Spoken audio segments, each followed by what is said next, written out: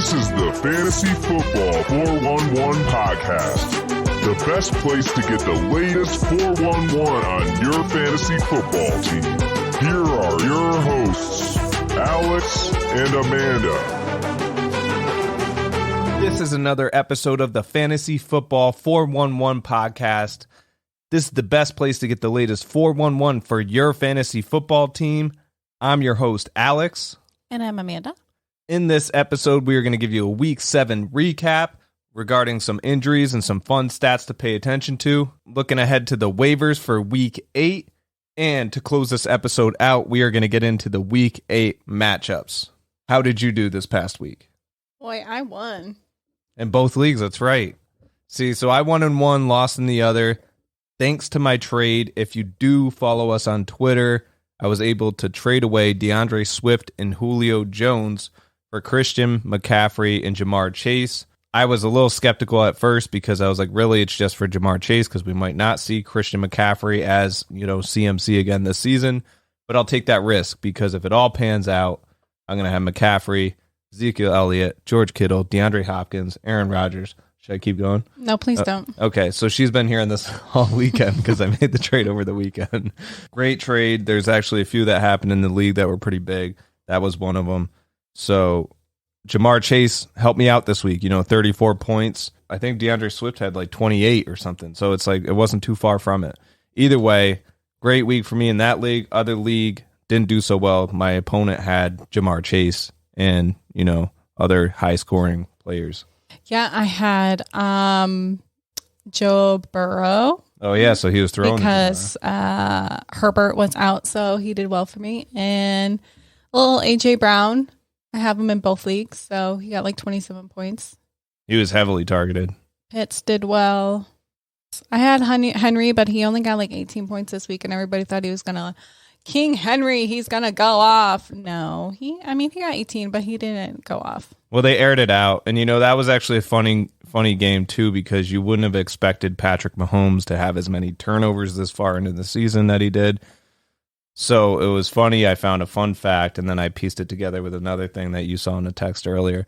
But Romo, before the season started, was talking about how Zach Wilson, which we'll talk about, is the next Patrick Mahomes. And for us Jets fans, we loved hearing that. Then to see Patrick Mahomes looking the way he is so far this season, and then comparing that to Zach Wilson, I think they're right at the same amount of turnovers and interceptions as each other this season. So it's kind of funny. Romo was right. Here we all thought that was far-fetched, but it sounds pretty accurate at this point. Yeah, Mahomes, little Milky Way Mahomes. He's just not doing well. Milky Way Mahomes. Milky Way Mahomes. He looks like a little Milky Way. Does he? Yeah. Is that a racist comment? I hope not. Just know she doesn't mean that the worst way. Little caramel. Okay. Little chocolate. Okay, enough. Little Milky Way. All right. So Patrick Mahomes didn't look too well in the game against Tennessee. Tennessee aired it out. Patrick Mahomes was trying. He just couldn't do what Tannehill was doing, unfortunately, in that game. Here is the latest 411. So for injuries, we have tight end Jonnu Smith suffered a shoulder injury, but he's likely to play in Week 8. So Jonnu Smith actually getting injured might have helped me with Hunter Henry there. I got worried because Jonnu Smith it seemed like he was more targeted than Hunter Henry in that game. But luckily, I shouldn't say luckily, his injury might have helped me. Hopefully it didn't in the worst way. But either way, quarterback Zach Wilson will be out 2 to 6 weeks with a PCL injury. They did, moments before this, just trade for Joe Flacco. So sources say. So I guess it's not set yet. This is fresh right before we hit record. But yeah, Joe Flacco back to the Jets, even though I believe they dropped him. I got to double check that. But that's going to be sad if they dropped him and then gave away value for it. I don't know. Either way, they needed a veteran quarterback there, so I'm not against that.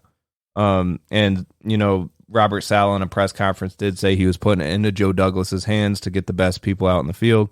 So if he feels that's best, let's see how it goes. But Joe Flacco, to me, wasn't anything special before, so I'm curious to see how that happens. I feel like we'll get into the, Jets, but I feel like everybody takes a hit there.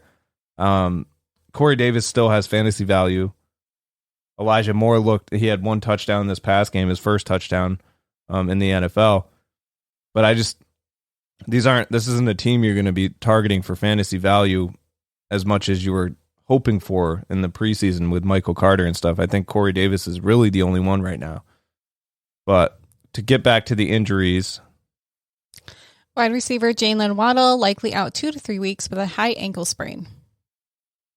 Running back Miles Sanders suffered a mild inversion ankle sprain. He might be out 1 to 3 weeks, if at all. I would like him to be out for... Oh, yeah, she has Kenny Gainwell. That's right. QB Patrick Mahomes took a hit, but shouldn't miss any time. Yeah, it was pretty bad. His neck bent in a way that it shouldn't.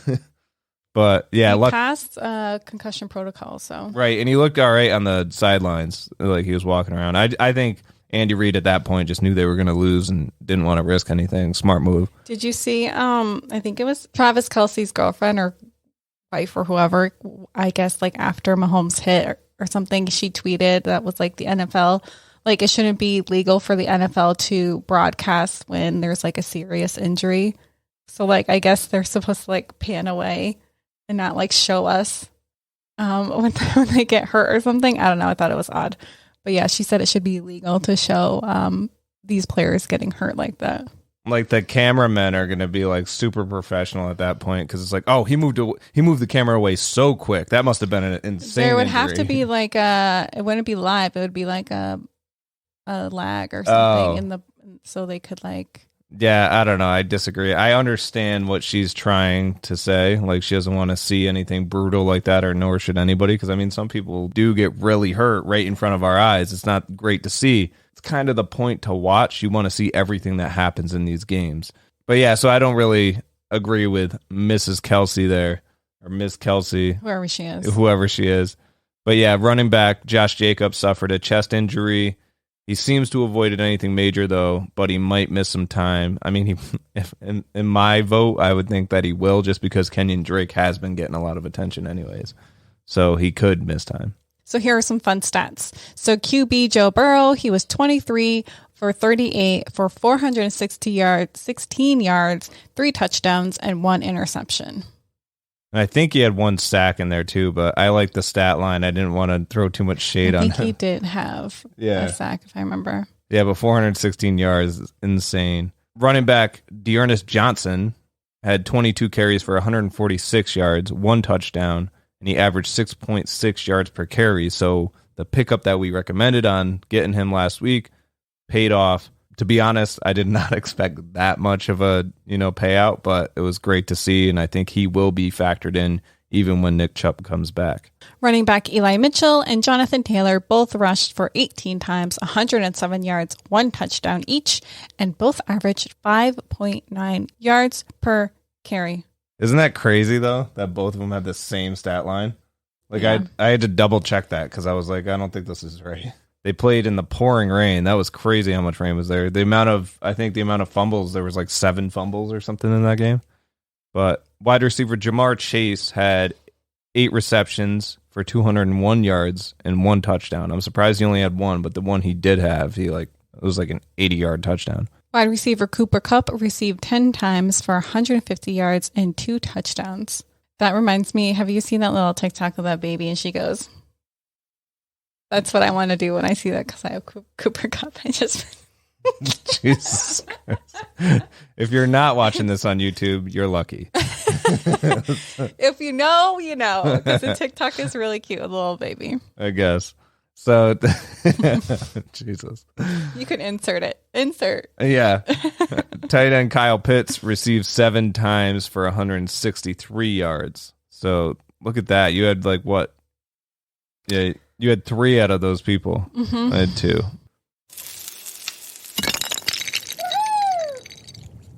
All right. This week we have a lot of picks on waivers for you. We're going to start out with the cold ones. Starting out with cold, we had wide receiver Russell Gage. He was 4 for 6 for 67 yards and a touchdown this week. The reason why I have him in the cold segment is you can pick him up if you want him and if you need a wide receiver, I just don't want you to expect this production every week from him because it hasn't been consistent. This was like the first game in a while that he's actually done anything. Fair.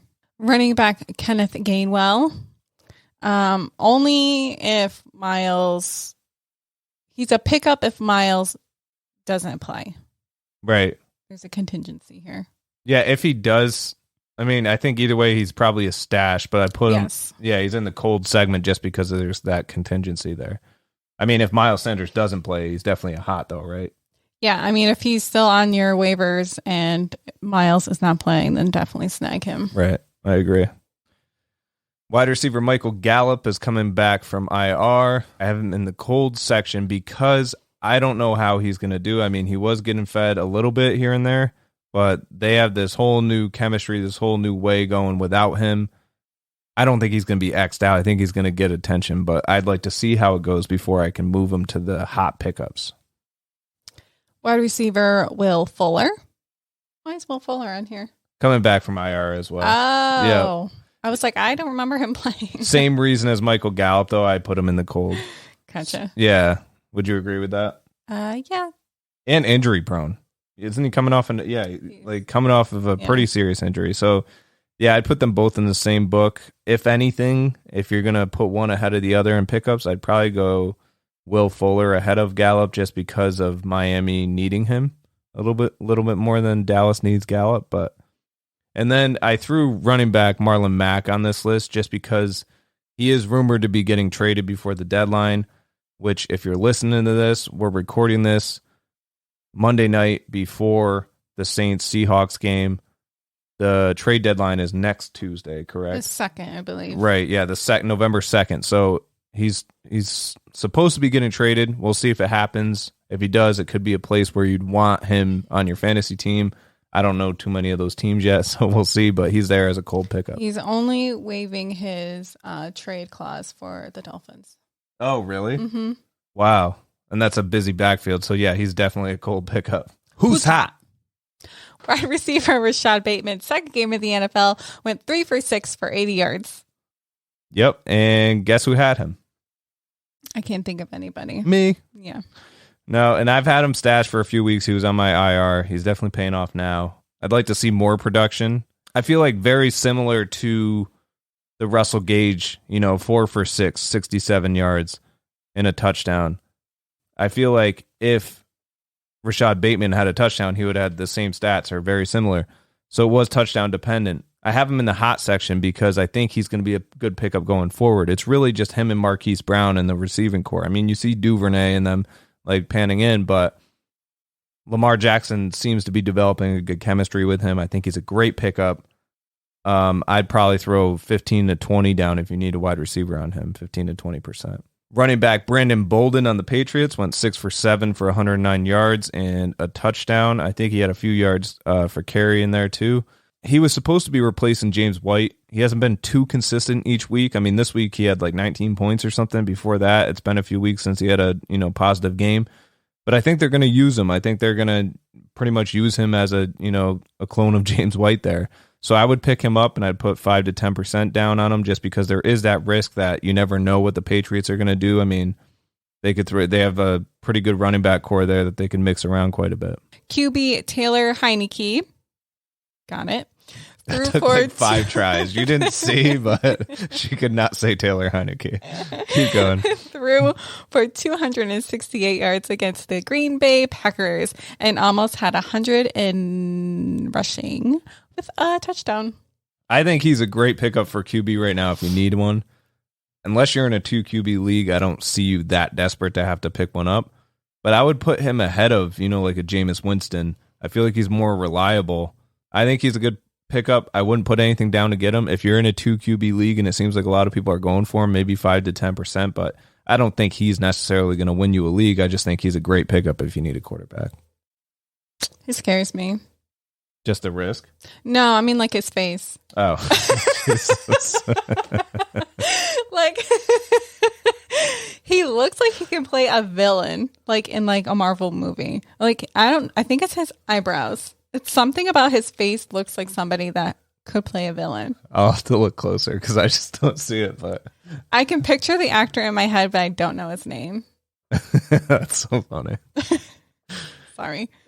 Tight end CJ Uzama is another pickup here. He's been consistently producing, and he was targeted in the red zone, and he keeps getting targeted in the red zone. I would go get him if you need a tight end. I'm kind of mad because I have like 3 tight end stash on my one team. One of them I'll mention in a minute, but the Hunter Henry and Kittle are the other two. Like, if Uzama was available, I'd probably stash him too and have 4 just because I think he has a lot of potential. But if you already got him, congrats. Otherwise, if you need a tight end, go get him. About 10 to 15% I'd put down to get him just because the tight end room now is pretty scarce. Yeah, I like Uzama. Right. Wide receiver Khalif Raymond, 8 targets, 17 fantasy points. What other receivers do they have? Seems like Goff and him have a great chemistry going. Another tight end I want to throw in the mix before we mention the last 2 here is tight end Zach Ertz. Now, he might not be available in your league, but if he is, he just got, 19 points? Something like that? He got a lot of touches. Yeah, with the Cardinals, first game as a Cardinal. Got a touchdown. That and so you might wonder why to play Zach Ertz over other tight ends. The other thing you got to look at is the fact that his target might match up to another tight end. You'd be like, oh, I'd rather play that one. He has more chemistry with the quarterback that was already established or something. But Zach Ertz was traded to the Cardinals. So no matter what targets he's getting, they're going to use him. They didn't trade it for him to just put him on the bench or have him block the whole time. They are going to use him, and it was shown this week by his fantasy totals. So I would go for him if you need a tight end. I think I paid $10 for him when I did pick him up a few weeks ago, just because I heard he was getting traded. But I think he's right around there now, 10 to 15. Same as Uzama. I think it's the same outlook for both. I mean, Uzama is definitely less risk because you see it already and it's happening multiple weeks. Zach Ertz, might fade out next week and then come back. You never know. But that one's in there. Another one to watch out for is quarterback Deshaun Watson. There's a lot of rumors going around right now that he's going to get traded before the trade deadline. Supposedly, the Texans have stated that they do want to trade him for 3 first-round picks, which I think is absolutely ridiculous.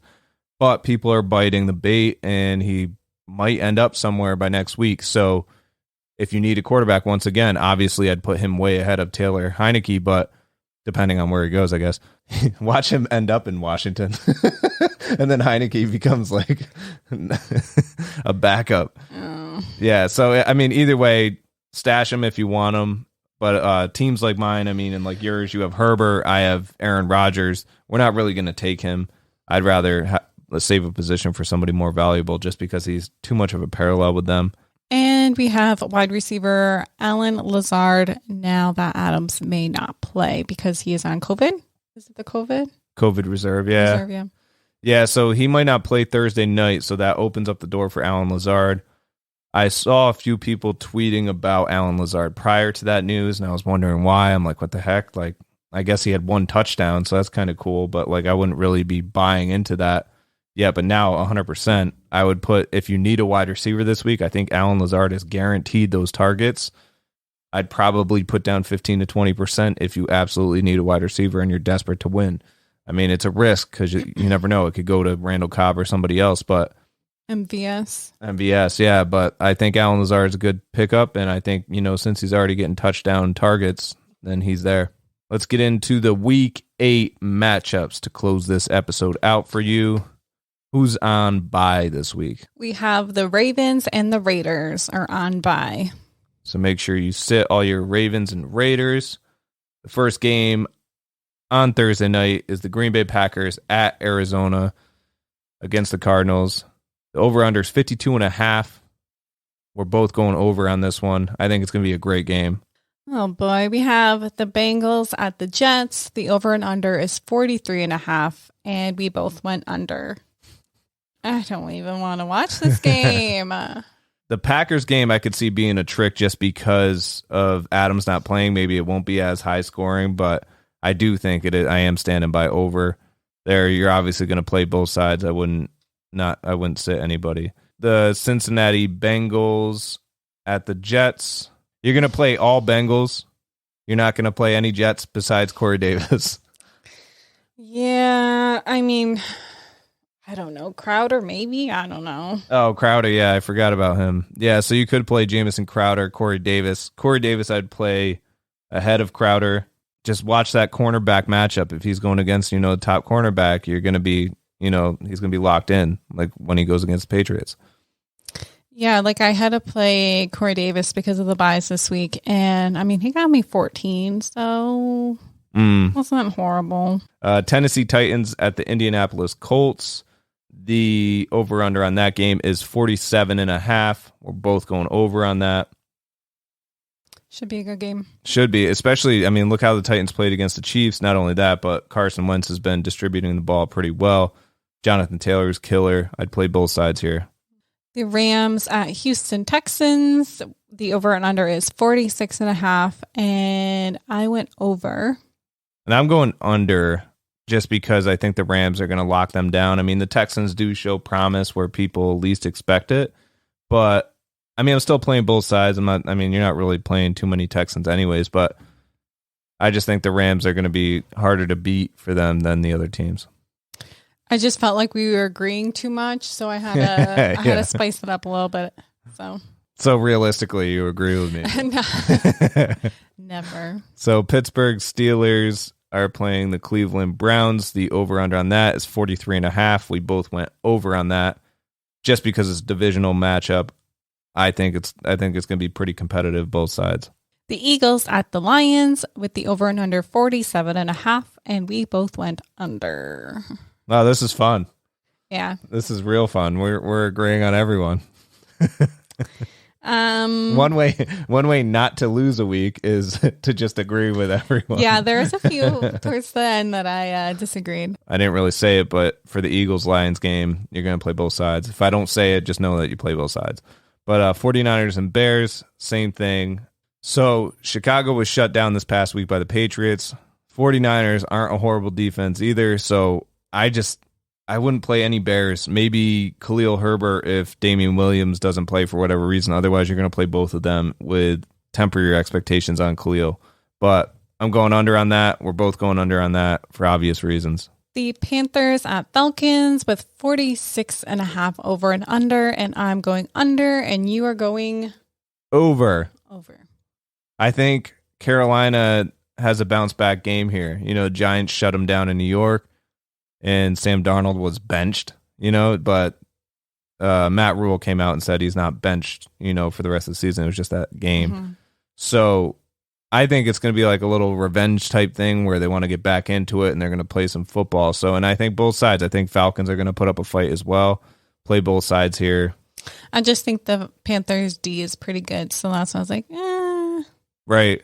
Yeah, but you also, under. You look at all the weapons on the Falcons. That's why I was going there. I was like, Stephon Gilmore may play, so yeah, that shuts down, like Calvin Ridley, but you still have Russell Gage, Kyle Pitts, Mike Davis, Cordero Patterson. Listen, I said under.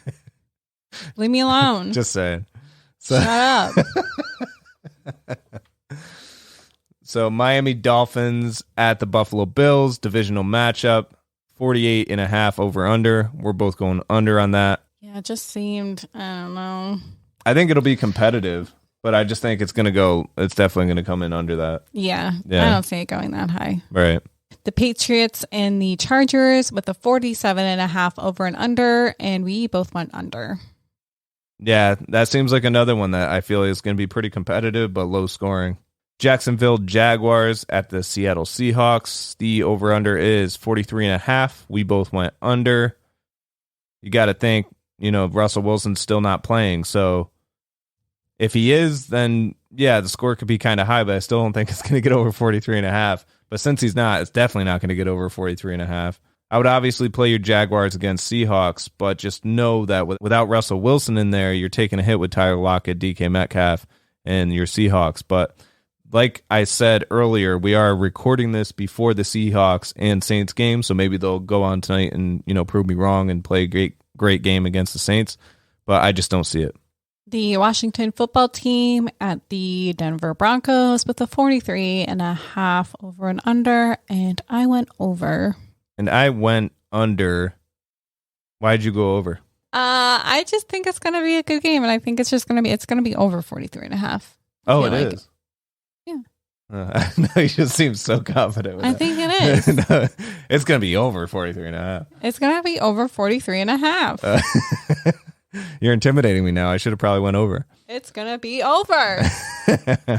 Tampa Bay Buccaneers at the New Orleans Saints, 50.5 over and under. We both went under on this. I think Tampa Bay is just going to plug it out every week, throw the ball, do well. Saints are a different team this year. I just don't see it being that high.